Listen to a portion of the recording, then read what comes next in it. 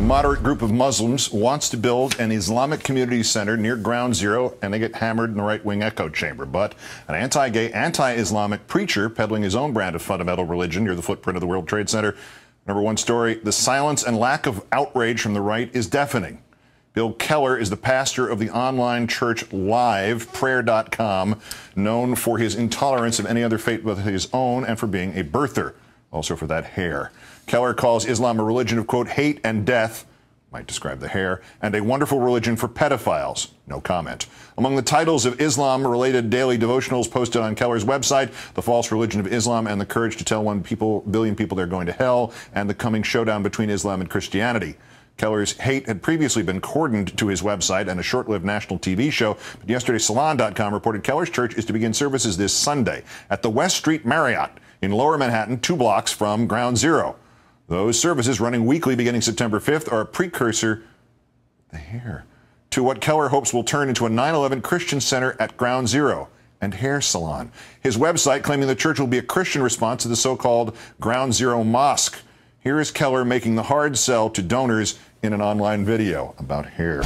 I know that as time goes on, the Muslims will try to silence me. They will try even to kill me. But the gospel won't be stopped. Reached for comment by Salon. Keller claimed his fundraising efforts were going well, though to date there's no evidence of any actual plans for a permanent church near Ground Zero. Salon reporter Justin Elliott authored yesterday's article on Bill Keller's church, another one today, and he joins us now. Thanks for your time tonight. Thanks. Obviously, freedom of religion means just that, but there's been no blowback on this from people who think an Islamic center politicizes Ground Zero or brings in an unfortunate religious element or it's divisive. Nothing at all? Yeah, well, I thought maybe it was just the fact that people hadn't heard about it. It hadn't really been publicized. So I spent a chunk of today, actually, and yesterday, reaching out to some prominent critics of the so-called Ground Zero Mosque, Rick Lazio, Carl Palladino, the New York gubernatorial candidates who are running basically on this issue. I reached out to the Anti-Defamation League, to Newt Gingrich, a bunch of other people.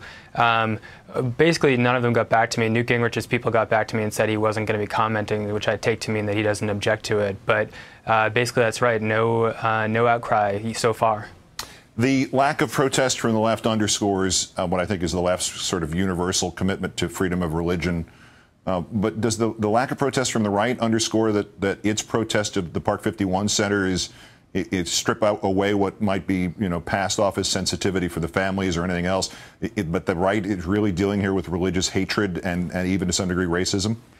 Well, I think as for Democrats, they just don't want to go near anything with the phrase Ground Zero in it. I think they don't think it's a good issue for them.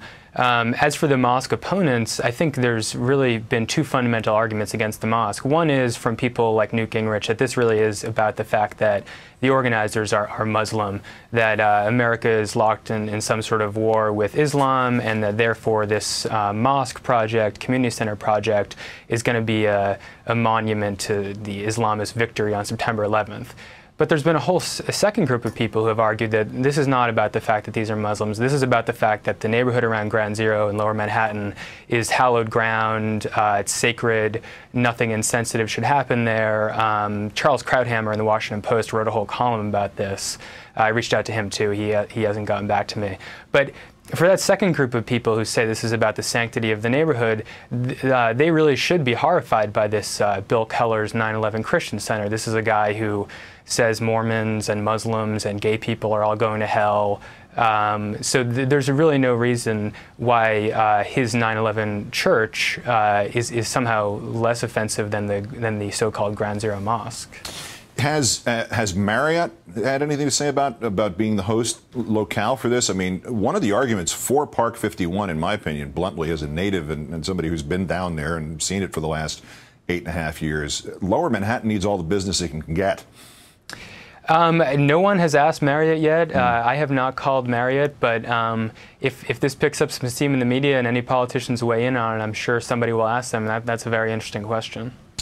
Is the upshot here as easy as it would look at glance, that moderate Muslims or even liberal Muslims are not acceptable at this point in the right's scheme of the world, but fundamentalist, Islam-hating, right-wing Christians, feel free, have a nice time, take whatever space you need?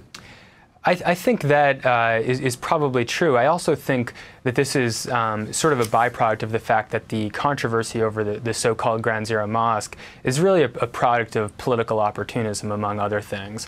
I think Republicans know that they're not going to gain with the public by going after an evangelical preacher. Democrats might be able to, but they haven't bitten so far. So I think that's part of what's going on here. And is there actually going to be a church here from this reverend with the bad hair, or is he just trying to raise money and publicity? Well, he claims, I've talked to him, he claims he's trying to raise $8 million. He told me the fundraising is going pretty well. His plan is to find a permanent site by the first of the year of next year. So, I mean, I think it's basically in the same stage of planning as Park 51 is. Justin Elliott of Salon.com, good work on this story, and great thanks for your time tonight. Thanks, Keith.